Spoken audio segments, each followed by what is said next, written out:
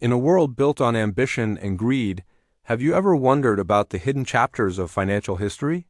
The stories of power, manipulation, and lessons the world refused to learn? Today, we uncover one such story, the bank that built America and then vanished.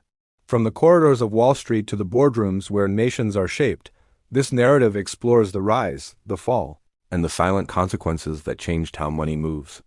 But before we start, if you enjoy videos that expose the hidden mechanics of money and power, make sure you subscribe because we have a lot to uncover together. And tell me in the comments, what piece of financial history fascinates you the most and why? I'm curious to see what forgotten stories we can explore next. Let's begin with a question. Why do financial crises seem to repeat themselves with the same patterns of greed, speculation, and collapse, as if history taught us nothing? The answer isn't just about bad luck or a few rogue traders. It's about the foundational flaws in the systems we create, flaws perfectly illustrated by the rise and fall of a bank that once held the fate of a nation in its hands.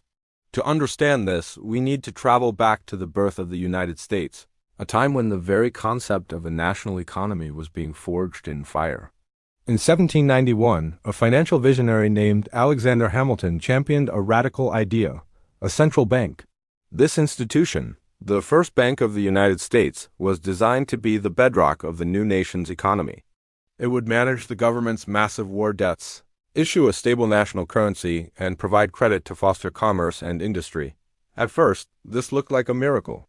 The bank was a resounding success, stabilizing the fledgling American economy and commanding respect on the world stage. It wasn't just a bank. It was a declaration of financial independence, a symbol that America was a serious player. It financed westward expansion, funded new industries, and created a unified economic system from a patchwork of disparate state economies. The bank's notes were trusted currency, replacing the chaotic mess of state-issued paper and foreign coins. For 2 decades, it seemed Hamilton's gamble had paid off spectacularly. America was growing, its credit was strong, and its future looked bright. But beneath this veneer of prosperity, a storm was gathering. The bank was powerful, perhaps too powerful for a nation deeply suspicious of concentrated authority. Its very success bred resentment and fear. The opposition was fierce and came from all corners. Agrarian idealists like Thomas Jefferson saw the bank as a corrupting force, a serpent that favored the wealthy, urban, industrial elite of the North over the common farmer. They argued it was an unconstitutional overreach of federal power, a tool for speculators and foreign interests to manipulate the American economy. State banks, jealous of the federal institution's power and influence, lobbied aggressively against it. They resented its role as a regulator, which forced them to operate more responsibly and limited their ability to print money and issue risky loans. Public opinion was sharply divided. Many saw it as an engine of aristocracy, a British-style institution that betrayed the revolutionary spirit of a democratic republic. The debate wasn't just about economics. It was a battle for the soul of America. In 1811, when the bank's 20-year charter came up for renewal, its enemies seized their moment. The political winds had shifted. The Jeffersonians were in power, and the arguments against the bank, fueled by populism and states' rights rhetoric, carried the day. In a nail-bitingly close vote, Congress refused to renew the charter. The first bank of the United States, the institution that had built America's financial foundations, was forced to liquidate its assets and close its doors. It vanished. The proponents of its demise celebrated, believing they had struck a blow for liberty and against centralized power. They could not have been more wrong.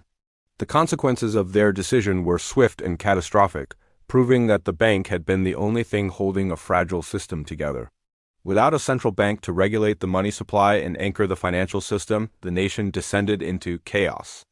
The number of state charter banks exploded, from fewer than 90 in 1811 to nearly 250 by 1816. Freed from the discipline imposed by the national bank, these smaller institutions began printing their own banknotes with reckless abandon. A bewildering variety of paper money, much of it worthless, flooded the economy. Counterfeiting was rampant. Commerce became a nightmare, as merchants struggled to determine the value of the dozens of different notes they received. The government itself was crippled. When the War of 1812 broke out, there was no central institution to help finance the conflict. The government had to rely on unreliable loans from state banks at exorbitant interest rates, bringing the nation to the brink of bankruptcy. The economy, once stable, spiraled into a cycle of boom and bust. It was a painful, brutal lesson in the necessity of a stable financial authority. The chaos became so severe that even the bank's staunchest opponents had to admit their mistake. Just 5 years after they had killed the first bank, figures like President James Madison, who had once vehemently opposed its creation, were now desperately calling for its return. In 1816, Congress chartered the Second Bank of the United States, a near replica of the institution it had dismantled. It was a stunning reversal, a tacit admission that the nation could not function without a central financial pillar. For a time, it seemed the lesson had been learned. The Second Bank, much like the first, worked to stabilize the currency and regulate the unruly state banks.